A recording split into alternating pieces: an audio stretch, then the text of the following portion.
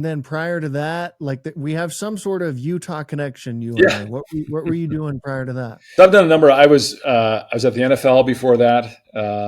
Worked for the WWE, but then from about '99 through about 2010ish, I was in doing Olympic things. So I worked on the Salt Lake Olympics. Was there when Mitt and Fraser came in, Mitt Romney and Fraser Bullock, both of whom are known to those Silicon Slopes folks in Utah.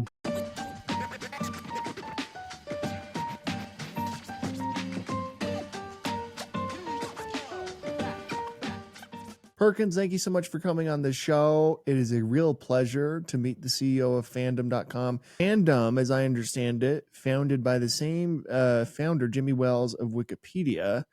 Tell me about your history and how you became the CEO of Fandom. Well, thanks, Clint. It's great to be here.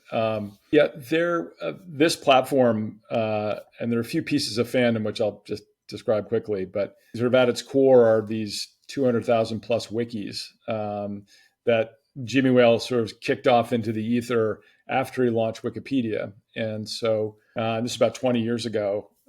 Folks sort of got their hands on them, and it became this destination for everybody who loves movies, TV, games, anime. And so there's 200,000 wikis that just cover basically the imagined worlds. And we have 45 million pages of content, and about 300 million people come through every month just to kind of consume all this information about these imagined worlds. And I joined about 5.5 years ago. The investment firm TPG had purchased Fandom, and we then acquired a platform called Gamepedia, which sort of looked a lot like these same wiki platforms. It just was more dedicated to gamers, and we brought them together. We also had this business called Dungeons and Dragons Beyond, which was a tool set for D&D players, which we've built up over time, and we actually sold that to Hasbro a couple of years ago. And then we've since acquired other businesses that basically super serve fans. So we have this wiki platform that about 300 million people a month come to, and then we've got an e-commerce platform. We have almost 1 million people buying video games, and that's called Fanatical. And then we've acquired some media brands to help people on their fan journey. We own Metacritic, GameSpot, TV Guide, Giant Bomb, GameFAQs, a few other ones. In aggregate, there are about 350 million folks come through every month to kind of nerd out about all these fantasy worlds. And so that's sort of the history of it and kind of where we stand today and in our business. What made it interesting to you? Well, I was helping to run an e-commerce platform called StubHub at the time, and eBay was on the way to selling that business. And I was really interested in these vertical communities. I'd spent a fair amount of time in different businesses, so a lot in sports and entertainment, and just had done a stint in ticketing. And I was, in the face of all the scaled conglomerates from Google to Amazon to Facebook, I was more and more convinced that there were some underserved communities out there, and I was really curious about them. And I actually had built a deck, and I got a call about Fandom, and I was like, hey, I have this exact same model. And so it's actually worked out really well, because when we first had our conversation, I actually already built a thesis around it. And it was like, hey, that matches our thesis. So anyway, I do believe that these vertical communities, in the face of a lot of, large scale platforms, are really meaningful in terms of engagement. And so it was just a perfect fit for what I was looking to do. What do you makes a great community? I think number one, you have to have something you care about. So, I think there's this shared values. And so, those shared values in the worlds that we live in are around this intellectual property. So it's a shared value. I like, role-playing games and fantasy, or it's a shared value that I love horror, or I am a huge anime fan. And so the archetypes that get kicked out of these worlds, it represents the identity of the community and those values that the community have and share. And so they can come together and connect, around this shared value and their identity. And then I think the second thing that's most important is that they have a way to voice it, and they have a way to share it. In our case, we have, a couple 100,000 folks who are creating content, and then we have people who come to it in order to connect and feel that they can get the information. In our case, we have the canon, if you know that word, and if you want to know what is canon for Lord of the Rings, you'll come to Fandom, or you want to know what's canon for Star Wars, you'll come to our Wikipedia section, where there's 170,000 pages of content about everything you've always wanted to know about Star Wars. And so, so it's got to be a platform that serves the community and sort of is authentic and connects to them, the things they want. So those two things are probably the most important. You've got to have the shared values. You got to have a platform that works for folks. And then you have to, of course, in our case, maintain, the sort of standards so that folks, feel like they're safe and feel like they've got a way to connect without, getting trolled or otherwise folks behaving badly. So we do that as well. So those are the things that are pretty important for communities to govern themselves. But generally speaking, in our case, it's really about those values, identity, and the content that really makes the difference. And do you have the sense for like, hey, once you have that, then you got to figure out a way for them to do commerce with each other, like you've done? Like, how do you intensify that? Or maybe that's not the right word. How do you strengthen that community and the relationships of those who are inside of it? Yeah, it really depends. I mean, that's the thing. It's one of those cases where it's like when you talk to someone about they want to go global with their business, and when you hear that, for me, it's always a trigger, which is like, oh, guess what? There's about 210 countries you got to figure out. The same thing holds true with our case in communities. A fan of Japanese anime has very different needs than someone who's playing a RPG game, or different needs of someone who's just trying to figure out what the chronology of The Witcher is. And so we've, in some cases we build things that are very bespoke. So we've got, for example, maps in our gaming wikis so that as you're playing a video game, if you've ever played some of these role-playing or fantasy games, you can get sort of into these worlds. And, there's a lot of places you can go. There's tunnels, there's caves, there's roads that go play. You've got to kind of figure, it's hard to sometimes keep track of where you are. So we built this mapping tool. It says, okay, here's how you can keep track of where you are so that you're making your way towards the doom, whatever you're trying to get to, the destination. In other cases, we build bundles of video games for people to play, because they want that ease. It's sort of like, hey, surprise me. We actually, this bundle of video games called a mystery bundle, and you just buy it for $10 and you get a whole bunch of video games to play. So there's a bit of that delight there that I think is also part of the service. So between everything's got to essentially be relevant and authentic to what that fan or that user needs. I mean, Metacritic, it's all about, do I buy this game? Is it good? Or do I watch this movie? Is it good? And so we aggregate all these, rankings and ratings from both, folks who are professional reviewers as well as fans to give you that picture so that you can make a decision. So our goal really is utility, and we have to kind of be fairly discreet though. And it's what makes it difficult when you've got a very large platform and you got a very broad set of needs. How do you prioritize the work so you get the authentic connection to the fan, but you're able to do it at scale? So it's been a pretty tricky project. Yeah, it's fascinating. So yeah, as somebody who builds communities nowhere near the scale that you have, I'm always fascinated with, in particular, online communities and how do you strengthen those relationships and keep them active and all of that type of stuff. What is your revenue model? We do this one here. We've done different ones. We had a business that was direct to consumer around the Dungeons and Dragons IP, and that one was a subscription model and had e-commerce to it. But we're about 80-20 advertising, 20% e-commerce. So the core wikis and those media businesses I told you about take about 80% of our revenue, about 20% comes from e-commerce, from selling video games. Would your main competitor be like Reddit? Yeah, I think so. So between kind of think about Reddit, you think about IMDb, think about Twitch. Those are sort of, you're trying to calibrate, maybe Rotten Tomatoes. Those are sort of in our time zone. Regulation of all, and that's not the way you say that. You're kind of like all of those. Yeah, we've got a piece of each of them. But I think what we do, what we're uniquely positioned because we have such a broad footprint in entertainment. We've got these 200,000 wikis and 45 million pages of content. We've got this really broad view, and actually we've built this data platform called Fan DNA. And what we've done basically is you would have done the same thing, which is, okay, how do we build an ontology and a taxonomy on the platform so we kind of know what's there? And then as those 300 million folks come through, we're able to kind of, we're not capturing any PII, no personal information, but we're able to sort of see the behaviors. And then we're able to draw connections. And what we've done is we built this thing called Fan DNA Helix, which essentially identifies, communities that you may not expect would be interested in your product. So we're able to say, hey, you know what?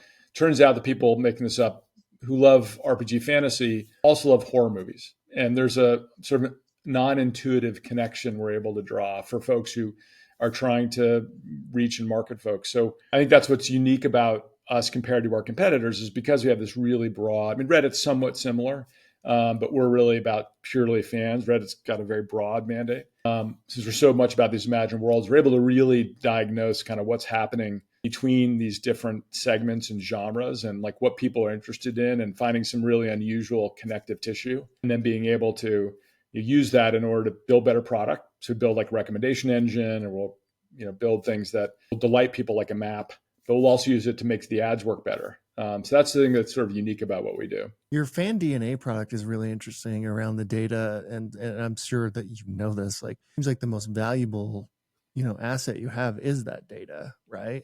And how you use it and learn about your customers and all that type of stuff. How does AI? How are you thinking about AI? Because obviously AI transforms data in a really interesting way. Yes, you and I probably both could go for another couple hours on this front. I'm very curious. I'm very nerdy about all this. We don't use we use AI in a number of fronts today. Some of it we use for moderation, so to look at images and detect whether or not somebody accidentally posted something they shouldn't or take something down that shouldn't be there. We use AI operationally in a number of fronts. For our core data set, we use a lot of machine learning. I like to distinguish between what is really, machine learned and algorithmic, which basically, it's a more linear process, meaning, A plus B equals C, which is versus AI, which is, as uses vector math. And so it's inference based. And so, I'm really careful when we start building these things that we've got a really well-tuned model, and we haven't been able to kind of put the investment into building the model, but we are talking to a number of partners about putting our data to work. And I actually think you've probably seen, OpenAI's O1 version right now, which I think the really interesting thing is the processing is moving beyond inference and moving towards more traditional sort of synthesis and maybe some more recursive analysis. And that I think we'll do is for folks like us who are have insights. We know what fans want and we want to service them. We'll be able to plug into some of these AI utilities in the future because these frontier models are just, I think, they're growing by orders of magnitude almost every 12 months right now. And I really think over the next 12 to 18 months, we'll be able to plug into them. So we're really focused right now on making sure we've got a really good taxonomy ontology. We've got, at least a schema where we think we can talk about weighting. We have roughly probably 6 or 7 billion tokens on our platform.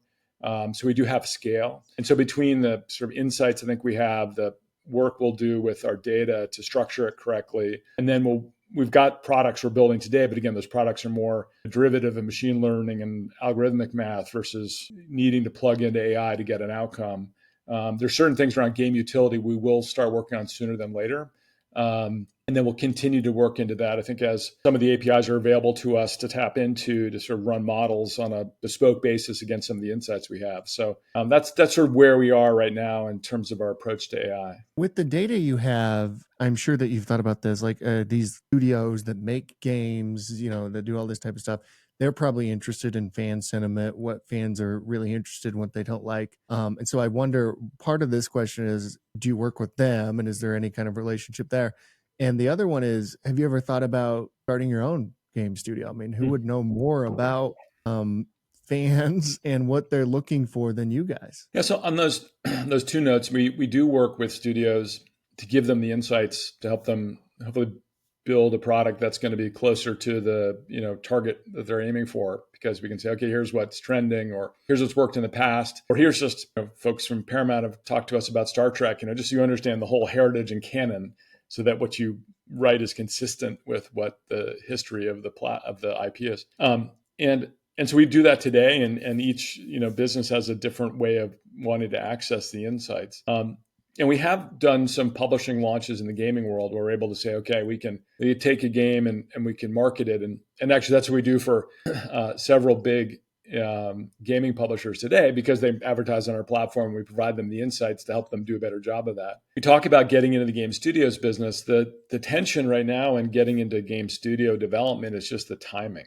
To these games, probably know mobile games really not in our sphere. Those are usually fairly light touch, lightweight casual games. We're very much anchored in the PC games and the console game world, which is about the other 50% of the gaming market. And to release, in particularly a AAA console game, it's in some cases, hundreds of millions of dollars. In other cases, it's at least sort of tens of millions of dollars being invested in these builds over 2 or 3 years. And, so that's very much kind of a hit-driven betting. And in a lot of ways, the big franchises tend to work better than trying to kind of break through with something new. So we've been cautious about getting into that space because, again, the cost and the time and the fact that it's a big bet, we're really figuring out, well, what can we be really good at? Well, we think we can be really good at giving insights to people who want to place that bet.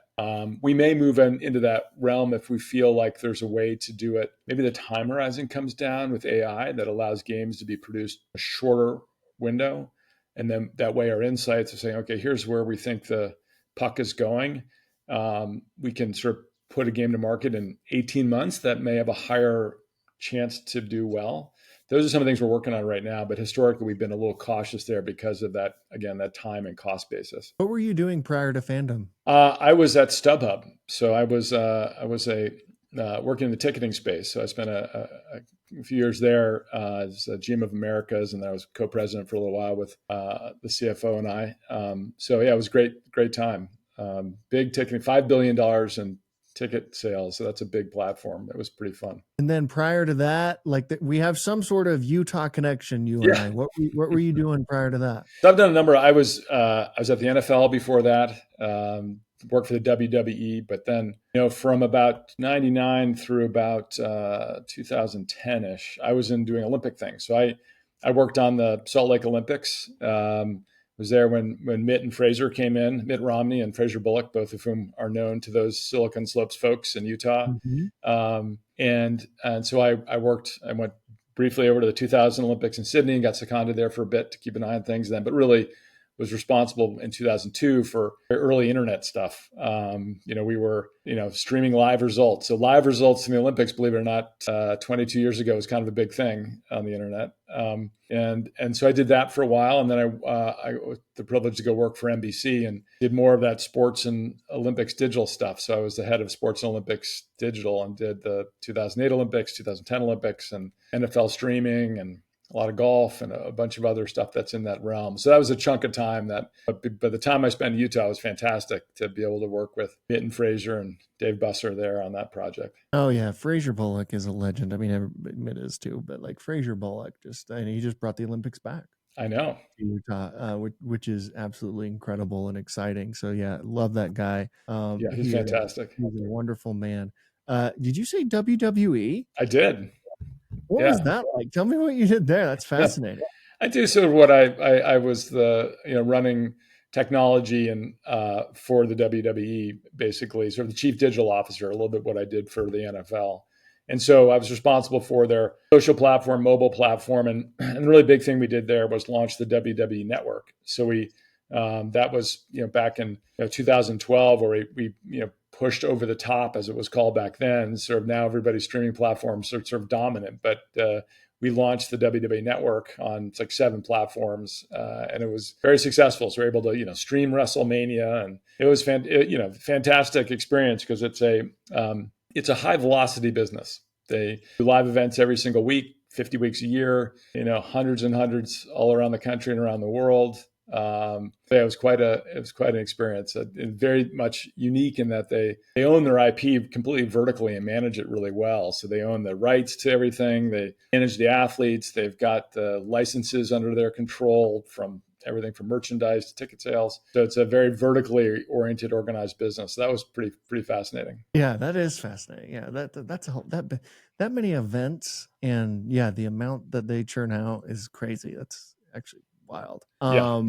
It's quite something. Tell me what a typical day looks like for you as CEO of Fandom. Well, you probably heard this from other CEOs. There's sort of not terribly typical, although I believe in a fair amount of structure. So I'm a get what you plan for kind of guy. So I'm pretty religious about schedules, and so I usually run things on a kind of a 6-month clock where we've got you've got 2 board meetings, you have QBRs, quarterly business reviews.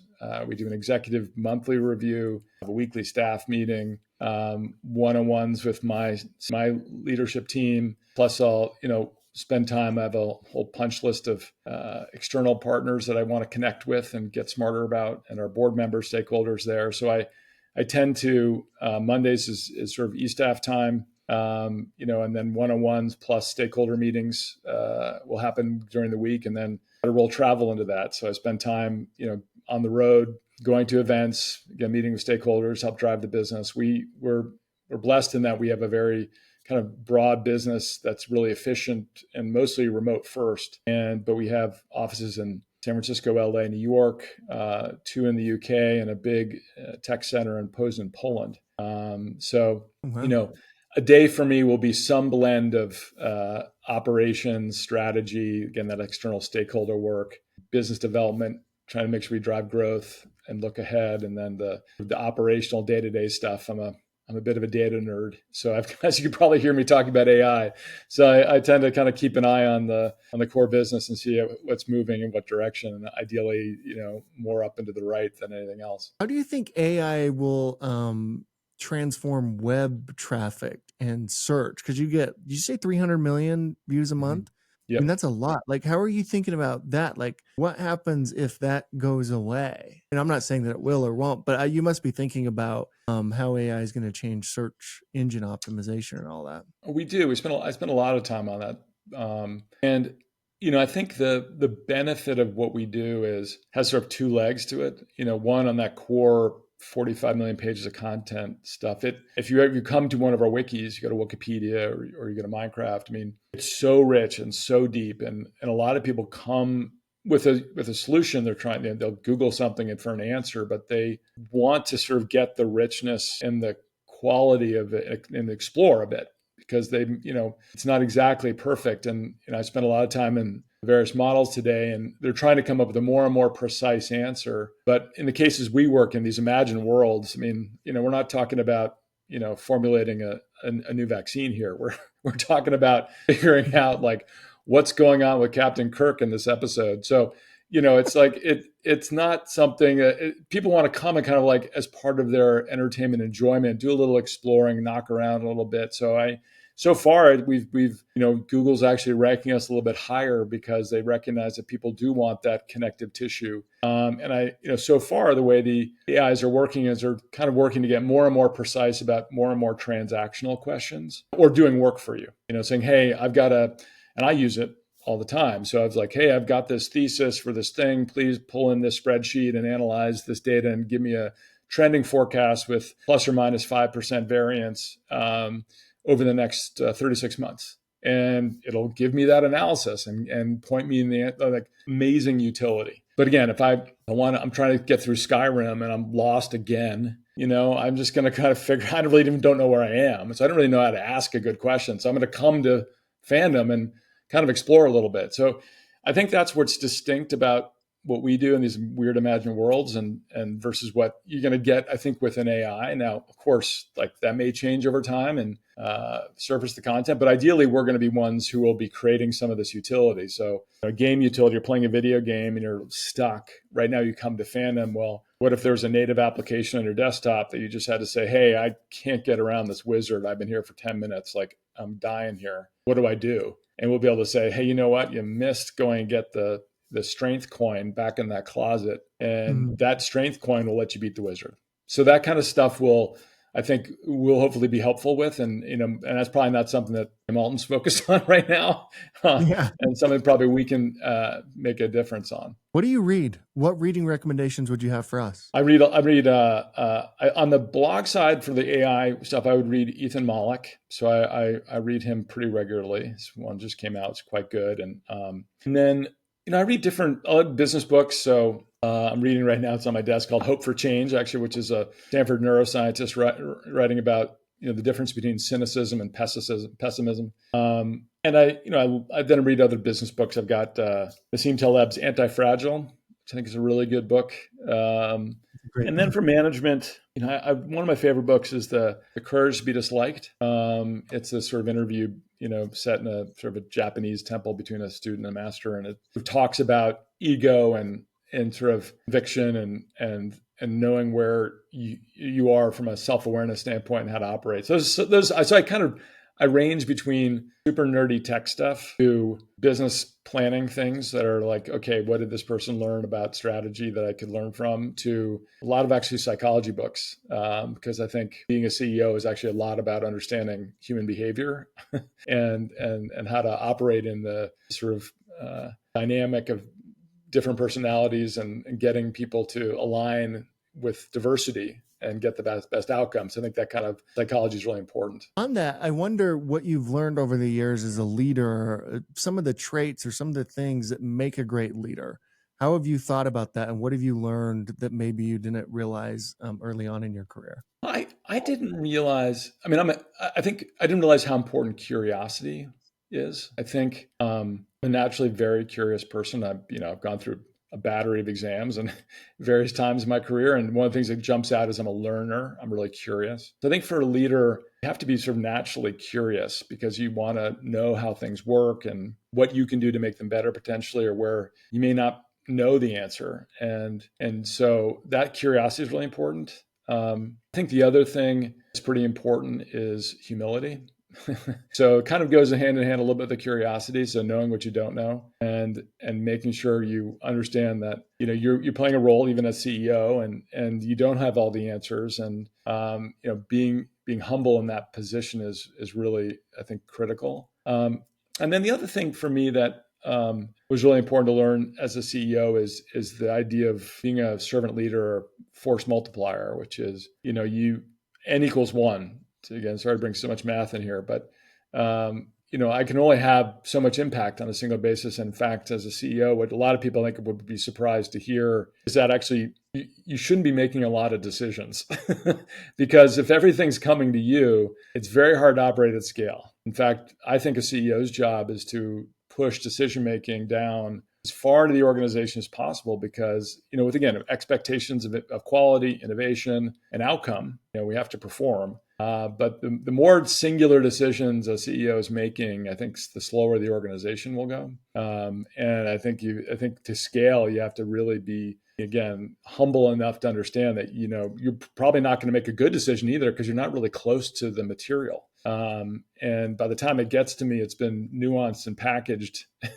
Who knows what's really there? So that's another thing that's really important for me to learn, which is, how to say, okay, well, I have to be having a team of people underneath me that has a team underneath them that is able to scale and have impact. It's interesting, like in your role, you're kind of where people go to escape reality and the current like macroeconomic environment or what's happening in the world and geopolitics or, national politics, all that type of stuff. Do you ever find yourself having to think about, I mean, obviously you'd have to think about those things, right? Like, and do you ever find yourself where you have to like speak out on issues that have nothing to do with your company or make statements or think about macroeconomic issues and make forecasts? I just wonder like how you handle that part of the job as a CEO, which is so different than a CEO, 10, 15 years ago who could focus specifically on their company. It does seem like CEOs more often now are being asked to comment on things that are, really have kind of nothing to do with the company they're running. I can see that can happen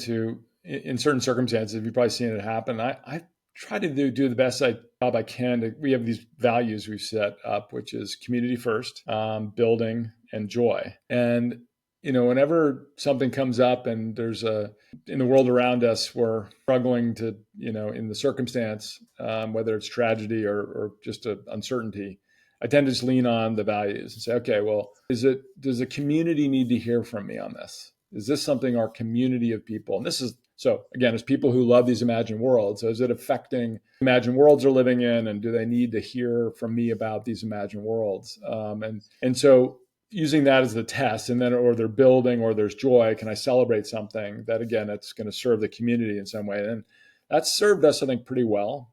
and served me pretty well to serve as a test. Because otherwise, I think I think for the purposes of running a company, sort of getting outside the lane. I think we have community. I think we have some values that are really consistent around. If you look at the way we enforce moderation, we're going to have guidelines that are very bright and we hold them firm. And so if something comes up that is, again, going to hurt the community or impair the community, we will address it and do so publicly if necessary. But that really is the kind of the guiding light for us, so to speak, on sort of managing through a lot of this uncertainty and turmoil, is just say, okay, look, is it serving our community, people who love anime? If the answer is like, yeah, they don't really need to hear about that, then I'm not going to talk about it. Yeah, that makes sense. That's very smart, actually. Finally, by the way, this has been incredible, Perkins. Thank you so much for coming on. We end every interview with the same question, and that is at CEO.com. We believe the chances one gives is just as important as the chances one takes. When you hear that, who gave you a chance to get you to where you are today? Well, I bring it because we're talking about Utah. I have to kind of bring it back to that time back in. It was even in 2001. I had actually stepped away briefly from the Olympics, had a long conversation with Mitt, and go join Campus Pipeline, which is a startup that basically was looking to do what Facebook did. And I got there and I was like, this is probably not a good fit. And to Fraser's credit, Mitt's credit, and this guy Dave Busser's credit, I came back to the Olympics to really work on what I wanted to work on, which was technology and digital media. And so I have to give credit to, and I was young back then. I when I was so inexperienced, to have folks like Fraser and Mitt and this guy Dave Busser who really, have seen the world beyond the lens of my, whatever it was, 30-something, 20-something idea, and sort of let me come back and do what I wanted to do and have an impact. And I ended up building a great partnership with the Olympics and NBC to do this work that I've come to love, which is working in technology. And over the last 24, 25 years, if I hadn't been given that chance at that time to do that work, I definitely would not be here where I am today. So I'm very grateful to them for that chance. Perkins, thank you so much for coming on. Seriously, that was incredible. Yeah, super fun. Thanks. Great to see you.